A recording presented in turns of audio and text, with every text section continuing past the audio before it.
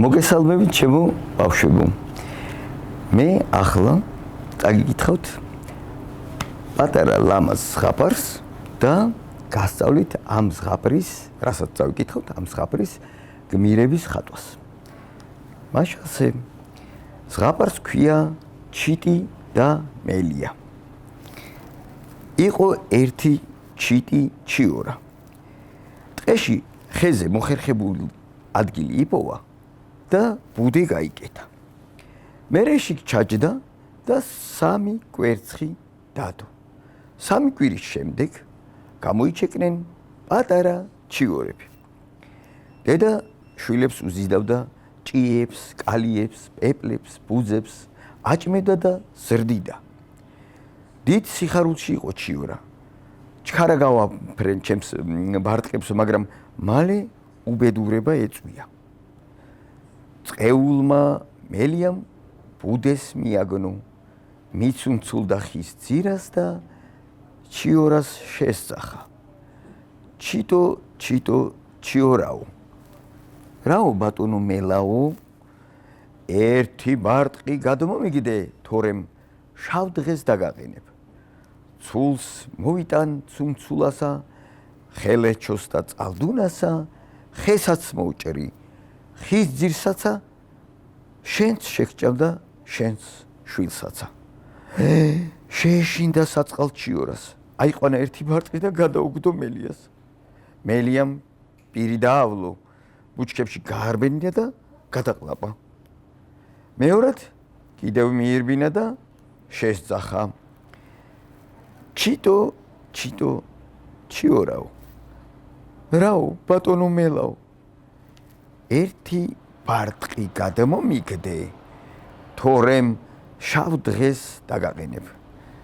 ცულს მოვიტან ცუნცულასა, ხელეჩოს და წალდუნასა, ხესაც მოვჭრი, ხის ძირსასა, შენც შეგჭამდა შენ შვილსაცაო. დაღონებულმა ჩიორამ მეორე ბარტყიც აიყვანა და მელიას გადაუგდო. მელიამ პირის ტაცა, ბუჩქებში გაარბენია და გადაყლაპა. მესამედაც მიცუნცულდა, მელია და ჩიც შესძახა. ჩიტო, ჩიტო, ჩიორაო. რაო ბატონო მელაო, ერთი ბარტყი გადმომიგდე, თორემ შავ დღეს დაგაყენებ. ცულს მოვიტან ცუნცულასა, ხელეჩოს და წალდუნასა, ხესაც მოვჭრი, ხის ძირსაცა, შენც შეგჭამდა შენს შვილსაცა. წარეთ დაღონებულმა ჩიორამ მესამე ბარტყიც აიყვანა და მელიას გადაუგდო. მელიამ გაარბენინა და ისიც სწრაფად გადაყლაპა. უბედური ჩიტი მოშორდა იმ არემარეს და შემოჯდა ერთ ხეზე დაღონებული. მონადირემ დაინახა ჩიტი და ჰკითხა. ეგრე წარედ რამ დაგაღუნა, ჩიორაო? ერთმა წუწკმა მელიამ შვილები შემიჭამაო. აბა წამოერთი მაჩვენე, ის წყეული მე გაყურებინებ იმის სეირსო. ჩიტი გაუძღვა მონადირეს და მელიასთან მიიყვანა.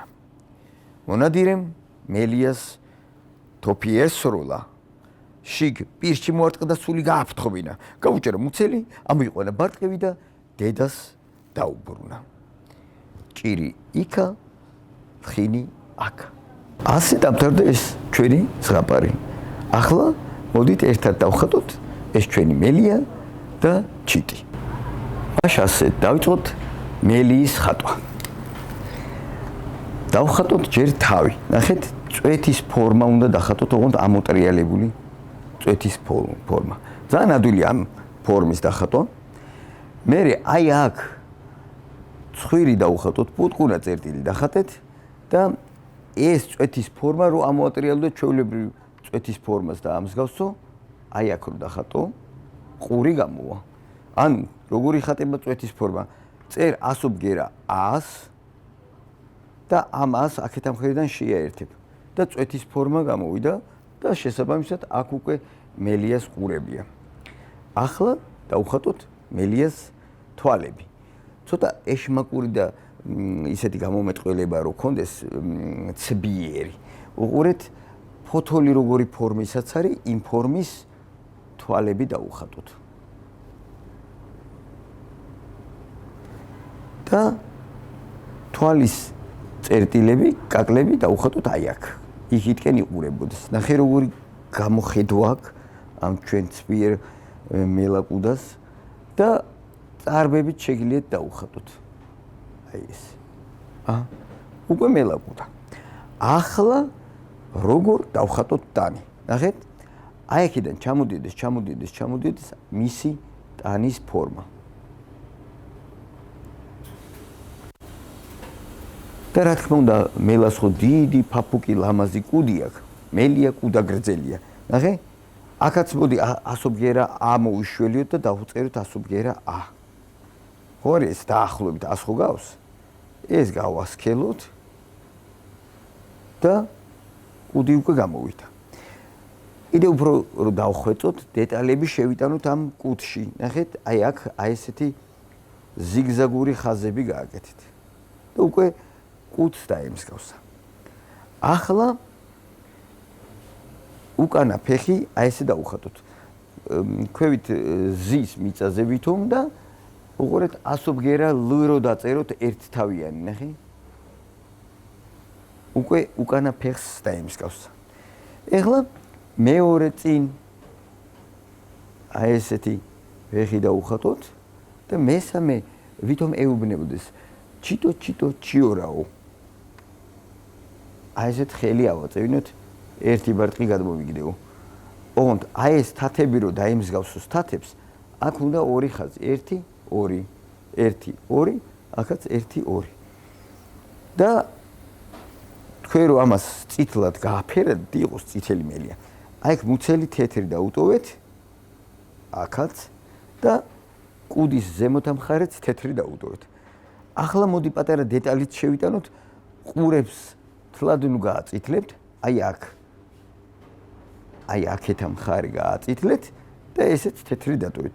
ანალოგიურად იქითკენაც ესე გავაკეთოთ.